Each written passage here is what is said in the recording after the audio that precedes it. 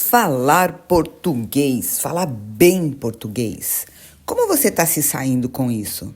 Sabe usar bem os tempos verbais? Será que é necessário conhecer todos os tempos verbais para se comunicar com os brasileiros? Vamos refletir sobre essas questões hoje. Para manter a fluência no português, é importante repassar a gramática básica, tempos verbais, preposições, artigos.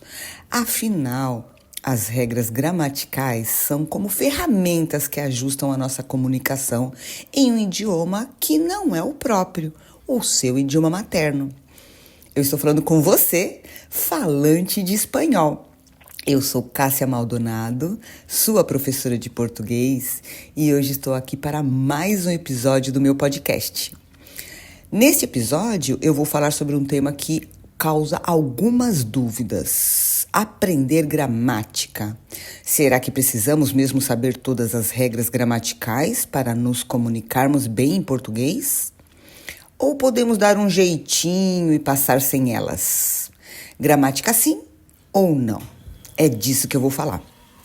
Pega um papel e caneta ou usa o bloco de anotação do seu celular e presta atenção nesse áudio. Eu tentarei dar uma aula mais parecida a um podcast, para que você apenas escutando possa melhorar a sua comunicação. Vamos lá?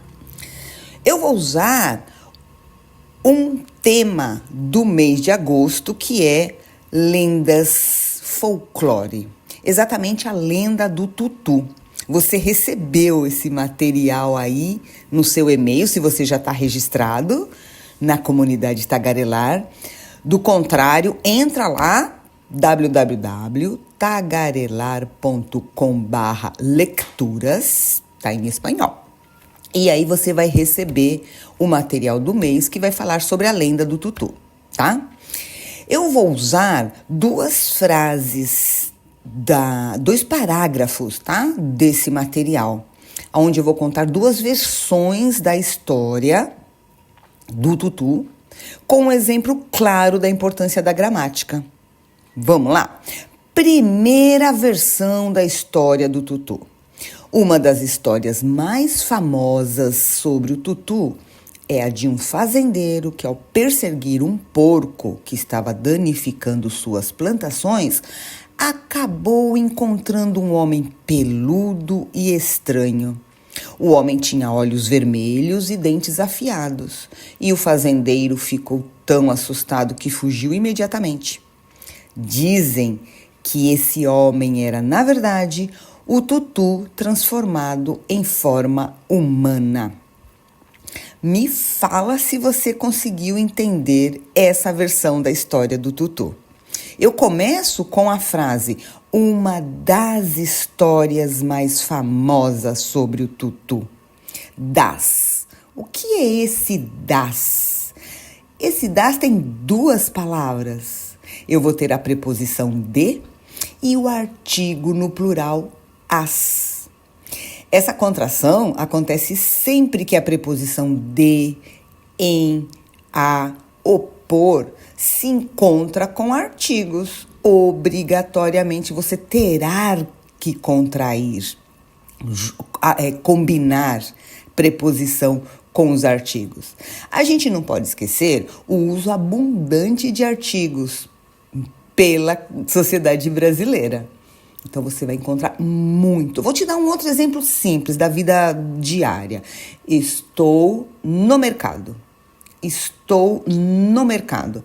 Esse no, você sabe que tem duas palavras aí? Você tem a preposição em e o artigo o, né? Então, toda vez que você encontrar aí nos textos do, da, no, na, dos, das, nos, nas, lembre-se, tem duas palavras, uma preposição e um artigo, que quando se junta, obrigatoriamente eu tenho que combinar, certo? Outra palavra que ficou aí é tutu é de um fazendeiro que, ao perseguir um porco que estava danificando suas plantações. Perseguir, um verbo que, quando você vai usar no passado, fica difícil de traduzir, de pronunciar, perdão. perseguiu, perseguiram, danificando, aí você tem o nasalizado, plantações, outra vez o nasalizado, né? O homem tinha, o verbo ter é um verbo que sempre tem que estar repassando. Até o pessoal aí do avançado, de vez em quando dá uma errada, né? Vamos colocar, erra um pouquinho esse verbo, principalmente quando eu vou falar ele no passado. O homem tinha os olhos vermelhos, os dentes afiados. E não esquecer da pronúncia correta da letra Z. Fazendeiro. O dono de uma fazenda é um fazendeiro. Não se esqueça. Muito bem, vamos agora para outra versão da história do tutu, tá? Envolve uma mulher que estava lavando roupas no rio quando viu um porco nadando em sua direção. Ela tentou afastá-lo com pedras, mas o porco não desistiu e acabou se transformando em um homem. Esse homem era, novamente, Tutu, que agradeceu a mulher por ter salvado sua vida e prometeu protegê-la sempre que ela precisasse. Esse parágrafo está cheio de questões a serem observadas. Eu vou ter aí o envolver, né? Um verbo próprio aí da língua portuguesa, envolver. Envolve, a história envolve uma mulher que estava lavando roupas no rio. Ela tentou afastá-lo, afastar. Esse verbo, né, para quando eu quero ficar longe, é o contrário de aproximar. Então, ficar longe, para ficar longe, eu afasto. Quando eu quero que algo fique longe, eu afasto. Afastar. Aí a gente tem o verbo desistir, né? Mas o porco não desistiu. Novamente, desistir, possuir, perseguir. Quando vai lá para o passado, gera uma dificuldade de pronunciar, né? Desistiu. Certo? E acabou se transformando em um homem. Esse homem era novamente o Tutu que agradeceu a mulher por ter salvado. Por ter salvado. Poderia ser por ter salvo. As duas opções estão corretas, né? O que fica claro aqui é o tempo composto, usado junto com um particípio, né? Por ter salvado, ou por ter salvo, ou por salvar. Não existe uma maneira única de falar nenhum idioma. Você tem que encontrar a mais próxima do seu aprendizado e aí começar a usá-lo, né? Então a mulher, por ter salvado sua vida e prometeu protegê-la, de proteger, sempre que ela precisasse. Precisar, atenção, o verbo é precisar.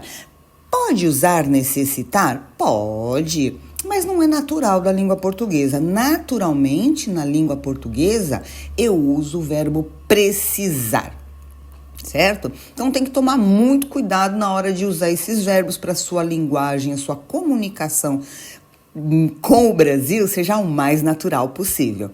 Para isso, estuda o verbo afastar, estuda o verbo precisar, os verbos terminados com ir, perseguir, desistir, possuir, que vai fazer com que você fale muito melhor esse idioma que você está aprendendo, né? Aí vem a questão, né? E a gramática? Onde é que ficou a gramática? Tudo isso que eu falei foi gramática.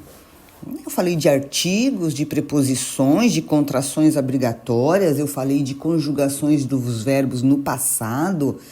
Tudo isso é gramática. Todo e qualquer momento que você está vendo a estrutura de uma oração, você está falando da gramática. Então não tenha medo da gramática. Não use a gramática como um bicho papão, né? Um tutu. Ai, a gramática, que horror. Não, alie-se à gramática, que esta seja uma aliada, uma ferramenta para que você possa se comunicar melhor. Afinal, você faz isso no seu próprio idioma. Você vai fazer de maneira instintiva o uso de gramática para formular pensamentos, ideias e se comunicar entre seus pares.